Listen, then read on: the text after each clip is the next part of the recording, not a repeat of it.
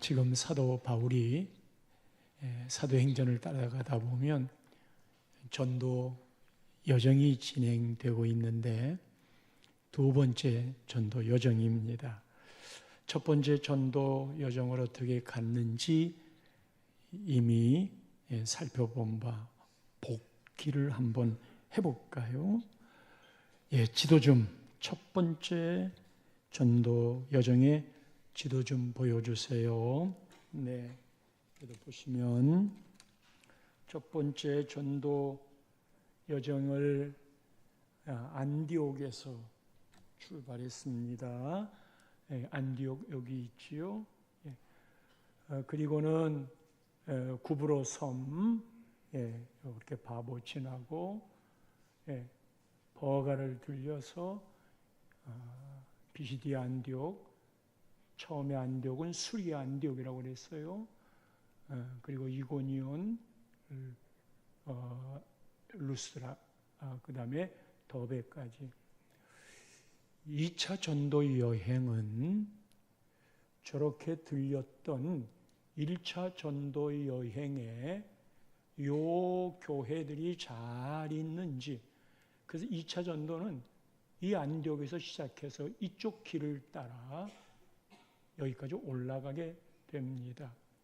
1차 전도 그 뒤는 이렇게 다시 왔던 길 돌아서 안디옥까지 왔고, 15장은 예루살렘 총회가 있었지요.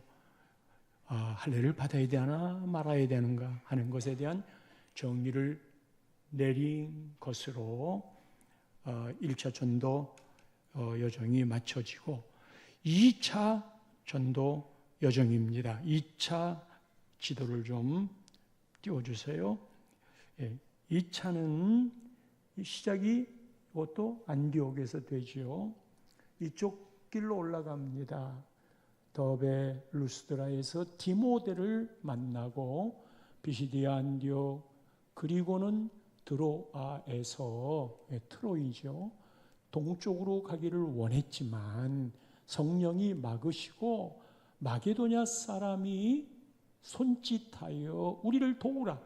그래서 16장에 건너가 빌립보에 이르고, 지난주 설교 말씀이 이 빌립보 귀신 들린 여종을 고쳐 주었다가 감옥에 갇히게 되잖아요. 절망에서 찬양으로. 그리고는 데살로니가, 여기서도 유대인들이 시기해서 쫓겨납니다. 베레아, 하나님의 말씀이 그런가 하여 상고했던 사람들, 16장 이야기예요. 그리고 오늘 본문은 여기 아덴입니다. 이 아덴은 17장에 진행되니 2차 전도 여행은 우리가 빌립보 이야기만 지난주에 했고, 오늘은 아덴 이야기를 2차 전도 여행 중에 하게 될 거고, 이 아덴에서는 고린도 교회로 가게 됩니다.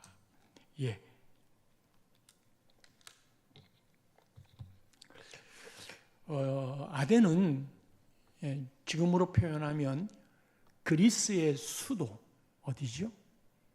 그리스 수도 어디예요? 그리스라는 나라의 수도 어디예요? 네, 아테네. 이 아테네를 아덴이라고 표현을 했습니다. 이 아테네는 서양 문명의 요람 중 하나로 이 역사와 문화의 중심지였어요. 당시에는 전성기는 지났지만 자부심은 대단했습니다. 문학, 철학, 과학, 수사학 등이 꽃 피웠었고, 특별히 민주주의의 기초가 이곳에서 내려지기도 했습니다. 본문에 비춰진 아테네 사람들의 특징이 나오는데, 바울은 지금 그 사람들 앞에서 설교, 복음을 전하는 거예요. 이 사람들의 특징은 우리가 오늘 읽었던 본문 앞쪽에 이 사람들의 특징을 기록하고 있습니다. 16절 말씀을 보면 이 아덴 사람들에게는 그 성에 우상이 가득한 것을 보고 바울이 마음에 격분했어요. 마음에 격분했다는 건 그냥 하나님을 향하여 의에 대한 골리앗 앞에 다윗이 섰을 때 아니 할례 받지 아니한 것이 하나님을 모독하는도다. 그래서 물맷돌을 들지 않아요.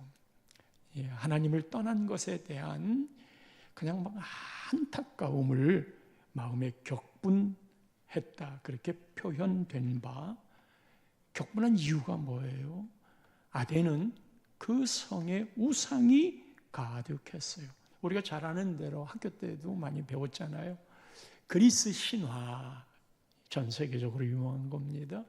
그리스 신화에 제우스, 아폴로 등등의 신들의 이름이 12이 등장하잖아요.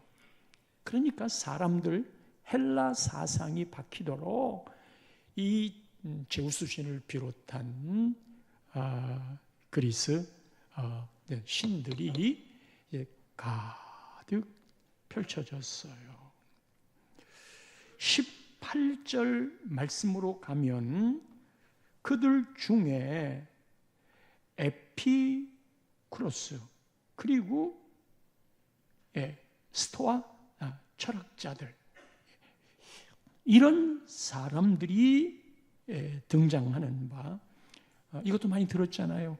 에피쿠로스 학파 쾌락주의자라고 말해요. 그러나 여기서 말하는 쾌락은 육체적인 쾌락이 아니라 고통과 욕망과 공포와 죽음에서 벗어난 마음의 평정, 아타락시아라고도 하는데 흔들리지 않는 지속적인 내면의 평정의 마음을 최고의 행복의 상태로 추구하고 있었어요.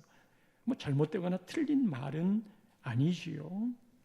스토아 철학도 이성의 중요성을 아주 많이 강조합니다. 보편적 이성인 로고스, 헬라말에서 나온 거예요. 우리도 헬라어 성경을 읽다 보면 로고스라는 말이 나오잖아요. 이거는 예수 그리스도 진리를 의미하는 의미로 우리는 가져왔지만 보편적 이성인 이 로고스에 의해 우주가 질서정연하게 운영된다 하여 고난과 역경 속에서도 흔들리지 않는 내면의 단단함과 평온함을 얻는 걸 목표로 했으니 얼마나 땡기는 그런 이성에 적합한 철학들이겠어요. 첫째로 우상이 가득했고 둘째로 에피쿠로스, 스토아 철학 같은 이성을 아주 강조하는 그런 분위기예요. 이성의 합리화에 맞아야 돼요. 성도 여러분, 여러분들이 하나님을 믿을 때 내가 이해가 안 되면 하나님은 없다고 그러잖아요. 근데 내가 이해하는 이성 안으로 하나님이 들어오면 초자연적인 것 없는데 우리의 이성을 뛰어넘은 게 없는데 그게 하나님이겠어요? 따라서 하나님은 우리의 이성을 넘어서는 겁니다. 그래서 당연히 이해하지 못하는 것들이 있기 마련이에요. 왜? 차원이 다르니까. 이성이 이해하는 건 3차원이고 영적 세계를 4차원이라고 하잖아요. 그래서 내가 이해하지 못한다고, 내가 보지 못했다고 하나님이 없다. 그러나 이성을 강조하는 입장에서는 진짜 안 보이면, 이해가 안 되면 하나님은 없는 거예요. 파스테르 우유 최명재 사장, 지금은 고인이 되셨는데 그분이 광고의 귀재처럼 늘 신문에다가 광고를 냈어요. 근데 그 광고 내용 중에 이거는 아닌데 하는 내용이 생각이 나서 편지를 썼어요. 이거는 사과하셔야 됩니다. 그랬더니 그분이 즉시 제가 교목으로 있을 텐데 목사님 만납시다. 그래서 학교 근처로 이제 다방에서 만났어요. 그리고 지적 잘해 주셨습니다. 광고 고치겠습니다. 그럼 뭐 그렇게 말씀하셨으니까 괜찮은 거죠. 그래서 나는 관심이 또 다른 데 있잖아요. 이런 사장님이 예수 믿으면 좋겠다. 그래서 두 가지를 이야기했어요. 하나는 장학금을 좀 많이 만드십시오. 그건 하겠다고. 그 다음에 진짜 물어보고 싶었던 건 교회를 나가십니까? 하나님을 믿으십시오. 그랬더니 이분이 하는 말이 자기도 하나님을 믿고 싶대요. 그런데 성경을 읽든 기독교에 대한 말을 듣든 쭉 나가다가 성경을 읽어 나가다가 이해가 됐어. 그런데 그 다음에 점핑하는 단계가 있다는 거예요. 그걸 이해를 못하겠다는 거예요. 그건 사실 성령께서 하나님 예수님을 조명해야만 알 수 있는 것들인데 내 이성으로 이해하려니까 그게 안 되는 거잖아요. 헬라식 사고와 히브리식 사고가 전 세계에 두 사고의 흐름을 이끌었어요. 헬라식 사고는 고로 하나님이 있다. 하나님이 있는 게 증명이 돼야 고로 하나님이 있다. 이게 헬라식 사고예요. 히브리식 사고는 우리의 이성에 한계가 있기 때문에 고로라고 하는 걸 만족할 수가 없다. 그래서 선포하는 거예요. 하나님이 계셔. 그 안에 들어가야 하나님이 보여. 먼저 믿음이야. 그래서 성경을 읽으려고 창세기를 딱 폈더니 태초에 하나님이 천지를 창조하시니라. 여러분, 그 단어 중에 알 수 있는 단어가 뭐가 있어요? 태초? 어디부터인데? 하나님? 누구인데? 어떻게 스스로 있어? 천지? 어디까지야? 창조? 없던 것을 있게 해? 이 네 단어가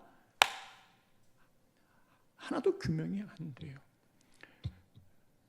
그래서 태초가 하나님이 천지가 창조가 이런 것이다. 고로 하나님이 태초에 천지를 창조했다. 이렇게 말하지 않아요. 그러니까 기독교가 참 천박하다는 생각이 들 수 있어요.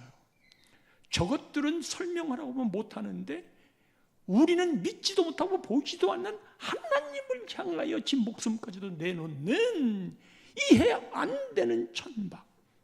지금 아덴이 그렇게 복음을 바라보는 거예요. 세 번째는요, 21절에 보면 가장 새로운 것을 말하고 듣는 것 이외에는 달리 시간을 안 써. 그러니까 이 사람들은요, 가장 새로운 것을 말하고 듣는 것. 그러니까 듣고 말하니까 말쟁이라고 바울을 이야기했어요. 달리 시간을 쓰지 않았어. 여러분들은 뭘 위해 시간을 씁니까? 달리 시간을 쓰지 않는 내가 추구하고 있는 삶이 뭐가 있어요? 이 아덴 사람들은 그런 거 이외에 달리 시간을 쓰지 않았다. 그럼 그게 어떤 건가를 구체화시킨 게 19절의 이야기예요. 이 새로운 가르침이 무엇인지 우리가 알 수 있겠느냐? 사도 바울이 복음을 이야기하고 하나님 이야기하고 예수 그리스도의 십자가와 부활을 이야기하니까 야, 네가 말하는 이 새로운 가르침이 무엇인지 우리가 알 수 있겠느냐? 좀 알려주라 하는 것도 있고 그거 우리가 이해 못하겠다.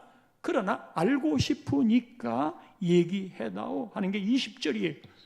그게 뭔지, 네가 말하는 그게 뭔지, 네가 어떤 이상한 것을, 이거 예수 이야기하는 거예요. 하나님 이야기하는 거예요. 그런데 이상한 것을 우리에게 들려주니까 그 뜻이 뭔지 알고 싶어. 그래서 사도 바울이요, 이 사람들에게 17절에는 변론했다고 하고 18절에서는 더 나아가 쟁론을 했어요.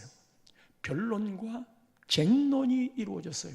성도 여러분, 예수 안 믿는 사람에게 이번에도 고향에 가시면, 아까 장로님 기도했던 대로 가족들에게 복음을 전하는 일을 위해 기도를 했어요. 복음을 전하다가 예수 믿는 걸 이야기해야 되잖아요. 하나님의 살아계심과. 그럴 때 그 이야기를 듣고 있던 상대가 그게 아니라고 하는 자기 증명을 위해 말했던 것을 부정하는 다른 증거들을 이야기하잖아요. 네가 하나님 봤어? 그 예수 믿는 것들 왜 그따오냐? 뭐 이런 등등의 그런 그 말을 듣고 있다가 내가 알고 있는 하나님은 그게 아니잖아요. 예수님은 그게 아니잖아요. 기독교인이 그럴 수 있어. 그러나 예수님이 그런 건 아니잖아. 근데 그들은 그걸 같이 놓고 이야기를 하니까 말하다가 점점 언성이 높아져요. 나중에는 이 변론 내지 쟁론의 끝은 싸움입니다. 속이 상해가지고 그렇게 직접 말 안 했어도 그래 지옥이 있는 건 너 같은 놈들 때문이다 라고 생각하고 싶은 만큼 변론의 끝은 언제나 감정이 상해서 싸움을 하게 돼 있어요. 지금 그런 사람들이 모여 있는 거예요. 한판 붙어보자라고 하는 거예요. 알고 싶다는 호기심으로 접근을 했지만, 그래서 이 아레오바고라고 하는 것, 광장이라고 하고 시장이라고 하기도 하고 사람들이 많이 몰려오는 곳이어서 때로는 그곳에서 재판도 되는 곳인데, 사도 바울이 아덴 사람들, 그런 사람들이 모여 있는 이곳에서 설교를 하는 거예요. 얼마나 어려웠겠나. 여러분, 설교를 할 땐 반응이 있어야 돼요. 아멘 좀 해보세요. 반응이 있어야 돼. 근데 바울이 그렇게 이성이 발달된 사람들 앞에 설교하는 바, 목사는 여러 계층의 사람들에게 설교를 할 기회가 있잖아요. 힘든 부류들이 있어요. 도무지 찔러도 빨리 끝내야 되겠다. 빨리 끝내야 되겠다. 그러나 말씀이 이렇게 먹혀 들어가면 그래서 길어지기도 하겠지만 지성인들이 팔짱 끼고 앉아서 뭔 얘기를 하나 하고 자세를 잡는 분들이 있어요. 설교를 들으면서도 뭔 얘기를 하나 하고 자기의 잣대와 기준으로 재보려고 하는 사람이 있어요. 그런 데서 설교하기가 정말 힘들어요. 말씀이 먹혀 들어가질 않으니까. 또 자부심 강한 사람들이 있잖아요. 그 자부심이 어떤 자부심이에요? 돈이 많아. 많이 배웠어. 권세도 있어. 여러분, 높은 사람 만나서 복음을 전하려고 그럴 때 여러분 그게 쉬워요? 그 사람의 명예도 있어. 그 사람한테 비하면 나는 아무것도 아니에요. 그러나 그 사람에게 예수가 없어. 그럴 때 그 사람한테 복음 전하기가 얼마나 힘이 들어요. 나 예수 없어도 너보다 잘 살거든. 근데 너는 예수 믿는다면서 왜 꼬라지가 그러냐? 하는 눈으로 째려보는 것 같아가지고 지금 그런 상황에서 설교하는 거예요. 고향에 갔어요. 우리 집안 불교 집안이고 우리 집안 유교 집안이야. 제사상 차려놓고 다 제사를 드려야 돼. 근데 예수 믿는 내가 어떤 액션을 취해야 되는지, 제사 음식 만들 때 며느리인 나는 부엌에 들어가서 음식을 만들어야 되는지 만들지 말아야 되는지 이런 것들이 실제적인 고민으로 다가오잖아요. 그러니까 모두가 다 불교나 유교를 믿는 그런 분위기에서 여러분, 교회 이야기, 예수 이야기, 나눔의 교회 이야기를 할 수 있으시겠어요? 내가 다니는 나눔의 교회. 그래서 우리 좋은 신문 있잖아요. 고향 가실 때는 그런 거 가지고 가셔서 그 대화의 거리를 연결시켜야 돼요. 이것 좀 한번 읽어봐요. 안 읽어보고 버리더라도 이것 좀 한번 읽어보세요. 우리 교회를 좀 알리나요? 우리 교회 때문이 아니라 그것을 읽어보시라고 하면 첫 페이지 넘기자마자 담임 목사님 글이 실려 있어요. 그 글, 그 시 읽으시고 좋다고 싶으면 이거 우리 목사님이거든요. 한번 읽어보세요. 매번마다. 그리고 거기다 좀 더 보태세요. 글을 읽으면 마음이 그렇게 얘기해야지. 툭 던져놓고는 읽으려면 읽고 말라면 말라. 그런 거 읽었어요. 그 요리를 해야 돼요. 우리 교회는요. 그래야 네가 다니는 교회에 한번. 예? 오늘도 일부 예배에 고향에서 어머님이 오셔가지고 같이 기도 드렸어요.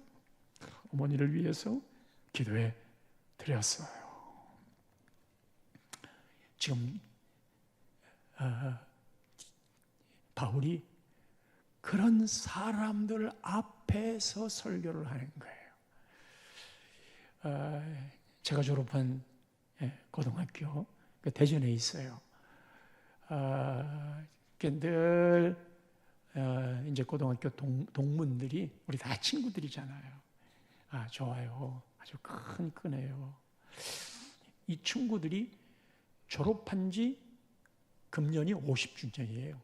고등학교 졸업 50년, 대학 입학 50년. 그래서 고등학교 졸업한 지 50년이라 우리 송년회는 특별 행사를 하자. 특별 행사를 아주 그냥 거창하게 다 준비했어요. 그거를 진행하는 담당자 친구가 있죠. 저한테 이렇게 얘기하더라고요. 이번에 우리가 50년 특별 행사를 하는데 곽충환 목사야. 어떤 친구가 너 목사를 부를 때는 님자를 꼭 붙여. 넌 스님 보고 스 그러냐? 곽충환 목사님이라고 해. 그래서 친구들이 목사님이라고 그렇게 불러요.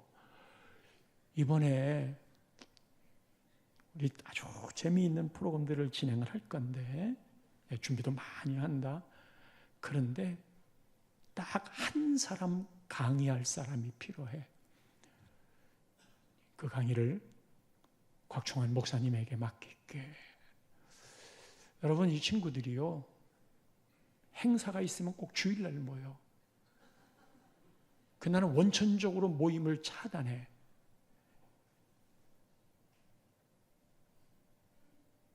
그런데 그 친구가 주일날 만나서 뭐 등산도 가고 늘 그렇게 모이는 친구들이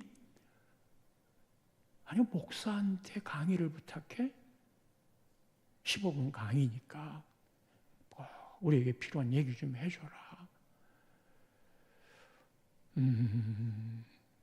그러면서 말하고는 제목 좀 빨리 줘. 우리 다 공지해야 되니까. 그래서 제가 한 이틀쯤 지나서 묵상하다가 제목을 주었어요.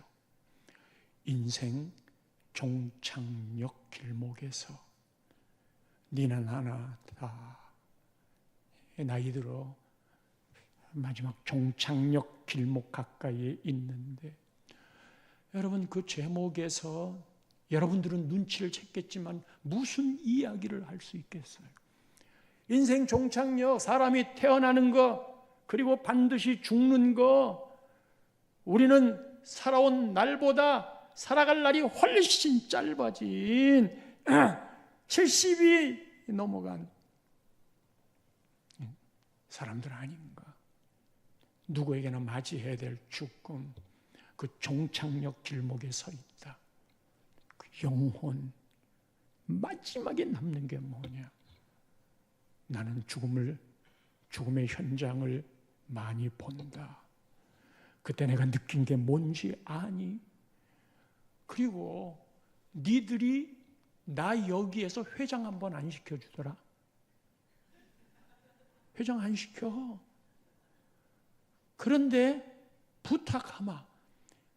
우리 죽고 나면 나 회장 좀 한번 시켜주라. 천국 가면 회장 좀 시켜주라. 천국에 가서 우리 만나면, 동창 만나면 내가 회장할 테니까 그때 나를 회장시켜줘. 그러려면 천국 가도록 해야 된다. 그게 제 지론인 거예요.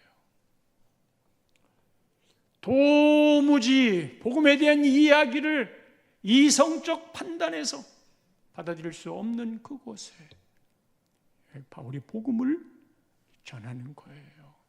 사랑하는 성도 여러분, 이성은 우리에게 꼭 필요한 거고, 지혜도 지식도 하나님이 우리에게 주신 축복이지만, 내 이성의 한계에 말씀을 가둬두지 마시고, 잘 이해하지 못하는 게 있으면 하나님, 제가 아직도 다 깨달았지 못해서 좀 더 잘하면 깨달을 건데 이거를 빨리 깨닫게 해 주세요 하고 겸손하게 기도해야지. 봐라, 이게 말이 되냐? 그러면 하나님을 만날 수가 없어요. 이제 바울이 그들에게 말문을 열어서 이야기하는 것을 좀 보세요. 22절에 야 범사에 종교심이 많도다. 이 종교심이 많은 거예요? 맨 우상을 섬기고 있잖아요. 근데 이런 바울한테 우상 섬기고 자빠졌네?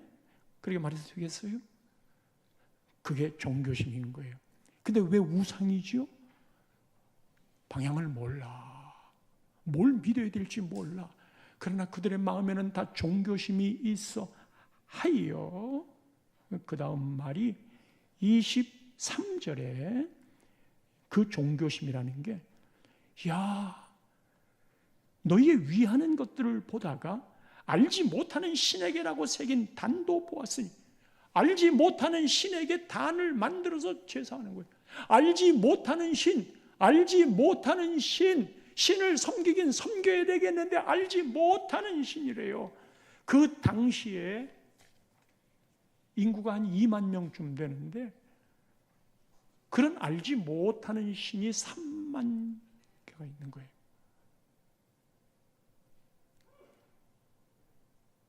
그 알지 못하는 신한테 제사하는 건 그건 종교심이고, 이 종교심은 하나님이 우리를 창조하실 때 하나님의 형상대로 만들었어요. 아멘. 그래서 하나님의 기운이 들어가 있어요. 그래서 길 가다가 퍽 넘어지면 아이쿠 하나님 그러잖아요. 아이쿠 하나님, 무식 중에 하나님을 부처님이라고 그러나, 알라신이라고 그러나, 무당이요 그러나, 우리의 마음속에는 하나님이 창조하실 때부터 하나님의 형상으로 우리를 만드셨기 때문에 모두가 다 종교를 갖고 있어요. 종교의 마음이 다 있는 거예요. 그래서 칼 융 심리학자인데, 인간의 무의식 속에 종교적 원형이 있다. 누구에게나 다. 폴 틸리 신학자는 인간의 궁극적 관심은 종교다. 그러니까 다 하나님을 찾아, 다 신을 찾아. 근데 어떤 신인지 모르니까 알 수 없는 신에게 잘 됐다, 내가 지금부터 정확하고 분명한 신을 알려주겠다. 그리고 설교하는 거예요. 나이스잖아요. 거기에 두 가지를 이야기해요. 하나는 하나님, 또 하나는 예수님. 그래서 구약은 태초에 하나님이 천지를 창조했어 1장 1절 천지 창조의 하나님. 이게 핵심이에요. 신약으로 가면 요한복음 3장 16절에 세상을 하나님이 이처럼 사랑했대. 그리고 그 세상에게 독생자 예수를 주셨대. 그를 믿는 자마다 멸망하지 않고 영생을 얻게 하려 하심이라. 하나님이 모든 걸 창조하셨어. 우리도 창조하셨어. 그리고 우리를 예수 그리스도를 통해 우리를 사랑하시는 하나님이 그를 믿으면 멸망하지 않을 길이고 진리고 생명을 주셨느니라.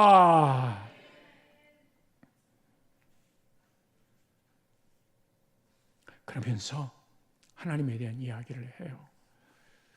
하나님은 24절에 보면 우주와 만물을 지으셨다. 24절. 지금 설교하는 첫 마디예요. 야, 하나님이 우주와 만물을 지으셨어. 그 다음에 두 번째 25절이에요. 그 하나님이 만민에게, 여러분들에게도, 여러분에게 생명과 호흡과 만물을 친히 주신 분이시라. 만물을 주셨대요. 생명을 주셨대요. 호흡을 주셨대요. 갑자기 돌아가시는 분들의 소식을 들어요. 내 생명이 내가일까? 그 생명을 주신 분, 오늘도 호흡하게 하시는 분. 내가 이렇게 살 수 있는 풍요로워졌잖아요. 그 만물을 친히 주시는 그게 하나님이다. 그래서 감사, 그래서 11조.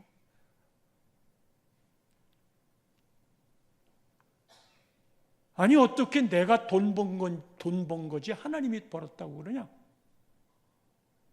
아니 내가 애써서 돈 벌었지 어떻게 하나님이 주셨다고 그러는 거냐? 그런 생각 안 들어요?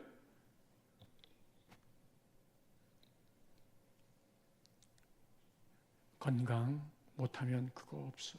배움 없으면, 너에게 힘을 주었던 가족과 주변의 사람들 없으면 그거 안 돼. 무엇보다도 오늘 밤에 하나님이 내 영혼을 도로 찾으면 너의 준비한 게 누구의 것이 되겠어? 그래, 그분이 하나님이야. 그래서 신앙이란 내가 얼마나 뭘 어떻게 그 세상을 살 때는 그것만 생각하게 해요. 이 경쟁이 발전도 가져오는 거라 계속 내 눈에 요구되고 해야 할 일들은 그런 것들이에요. 그런데 잠시 눈을 들어 잠깐 하나님을 묵상하는 시간을 가지면 이것도 저것도 제가 무슨 실력이 있어서요. 이렇게 직장에 다니게 내가 똑똑하고 능력이 있고 실력이 있으니까 직장 다니게 했지. 그 생각보다 하나님의 은혜로 직장 다니네요. 이 직장에 꼭 필요한 사람 되게 해주세요. 그리고 너무 그 삶이 팍팍하지만 제가 그거 하나만 하나님이 허락해 주셨군요 하는 거 하나는 내가 꼭 기억할게요. 그게 신앙의 농도랑 직접 연결이 돼요. 신앙의 농도. 근데 그 농도가 얼마나 더 있느냐 하는 것이 좋은 신앙이라고 이야기하는 거죠. 하나님 오늘도 일용할 양식을 주셔서 감사해요 하는 그런 고백 말이에요. 다 하나님, 어떤 하나님이냐? 생명, 호흡, 만물을 친히 주관하시는 하나님이시라. 그리고 세 번째 그 하나님은요, 26절 말씀에 보면 하나님이 천지를 창조하고 우리를 창조하고 내팽개친 게 아니에요. 애를 낳고는 버린 게 아니에요. 애를 키우기 위해서 얼마나 수고를 해야 돼요. 인류의 모든 족속을 한 혈통으로 만들어서 우리를 온 땅에 창조했으니까 온 땅에 살게 하시고 그들의 연대를 정하시며 죽고 태어나고 죽는 시간을, 내 삶의 시간대를, 그리고 거주의 경계, 장소잖아요. 시간과 장소를 오늘이라는 삶에 하나님이 한정하셨으니, 하나님이 지켜주셨으니, 그게 하나님을 하나님답게 알아가는 것으로서 오늘 우리가 이렇게 살아가는 삶은 이 땅에 거주하게 하시고 가족을 만나게 하시고 아내와 남편을 만나 자녀를 낳고 살게 하시고, 내 삶의 시작과 끝이, 시작은 알았지만 끝이 언제인지 모르겠으나 하나님께서 한계를 정해 주셨으니, 연대를 정해 주셨으니, 그래 겸손하게 살자. 그리고 거주의 경계까지도 내가 지금 이 집에 이렇게 사는 것도 하나님의 큰 역사의 운행 안에 있는 것이니 내가 좋아서 간 것 같았지만, 오늘도 우리의 삶을 현장에서 주관하신다는 말이에요. 할렐루야. 그리고 이 하나님은 24절 뒷부분에 보면요, 이 하나님이 네 번째로, 하나님께서는 천지의 주제시니 손으로 지은 성전에 있지 않대요. 성전에 갇힌 분이 아니래요. 무소부재. 25절에도 이야기하기를 하나님이 어떤 분이냐, 무엇이 부족한 것처럼 사람의 손으로 섬김을 받는 것이 아니니. 우리가 그러잖아요. 하나님, 내가 이렇게 하나님께 헌금도 드렸는데 왜 날 안 봐주시는 거예요? 그런 투정 할 수 있어요. 또 하나님은 그렇게 투정할 때 주기도 하고, 여기서 말하는 근본적인 건 뭐냐 하면, 하나님이 뭐가 부족한 자인 것처럼 내가 이거 안 하면 하나님 굶습니다. 하나님 교회가 안 됩니다. 내가 이런 헌신하지 않으면, 봉사하지 않으면 교회가 안 됩니다. 그렇게 하지 마소. 그대 없어도 하나님은 큰 스스로 다 하는 거요. 그럼에도 하나님이 너에게 이렇게 베풀어 주는 건 너를 사랑하기 때문이지. 할렐루야. 그러면 하나님이 그런 분이라면 우리가 그 하나님을 만나야 되잖아요. 우리가 그 하나님을 찾아야 되잖아요. 그런데 왜 아덴의 이 수많은 사람들은 그런 하나님을 만나지 못했을까? 27절에 이렇게 말합니다.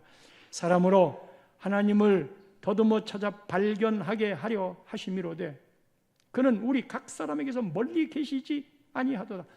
알 수 없는 신에게 제사를 드리는데, 야야야야야야야, 하나님은 멀리 계시지 않아. 우리와 가까이 계셔. 그 하나님을 모든 사람들이 더듬어 찾아 발견하게 하고 싶은 거야. 그것이 계시예요. 사람은 하나님을 찾지 못해요.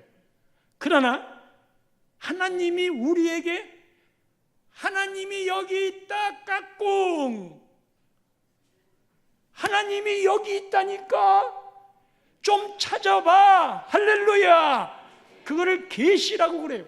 하나님은 온 우주 가운데 하나님이 계시고, 특별히 말씀 가운데 여러분의 삶에, 매일의 삶에 내가 여기 있다니까 하고 하나님이 말씀하는데 그걸 계시라고 그래. 그런데 우리의 영적 더듬이가 세상의 죄에, 엉뚱한 생각에, 그냥 욕정의 마음에 이 더듬이가 때가 잔뜩 묻어 있어. 내 영혼이 곤고할 때 그거는 저한테 하는 말이에요. 그래서 하나님이 옆에 있어도, 성령이 옆에 있어도 느끼거나 깨닫지를 못하는 거예요. 그렇다면 어떻게 그 하나님을 만날 수 있는 건가? 이게 결론의 말씀이에요. 오늘 본문 30절과 31절에 여러분들은 하나님의 소생인데 알지 못하던 시대는 하나님이 간구하셨거니와 이제는 하나님을 만날 수 있는데 어디든지 사람에게 다 명하사 회개하라. 천국이 가까웠느니라. 하나님을 만나는 진짜 알 수 있는 신, 그 유일하신 하나님, 그 하나님을 만날 수 있는 길은 회개하라. 그러면 회개가 뭔데요? 31절 마지막에 이는 정하신 사람으로 예수 그리스도예요. 이 정하신 사람 예수 그리스도는 공의로 심판하시는 분이고, 그리고 우리 죄를 위해 십자가에 죽으신 가운데 다시 부활로 살리신 이 자체가 모든 사람들에게 믿을 만한 증거를 주신 것이니라. 알 수 없는 그 신들에게 절하지 말고 분명한 유일하신 참 하나님을 이야기하겠는데 회개해. 회개는 예수님께 돌아가는 거야. 그리고 이 예수님은 심판주이셔. 그분이 우리를 위해 십자가에 죽으셨고, 죽은 분이 어떻게 우리의 구세주가 돼? 시체인데 하나님이 살리셨거든. 이게 믿을 만한 증거야.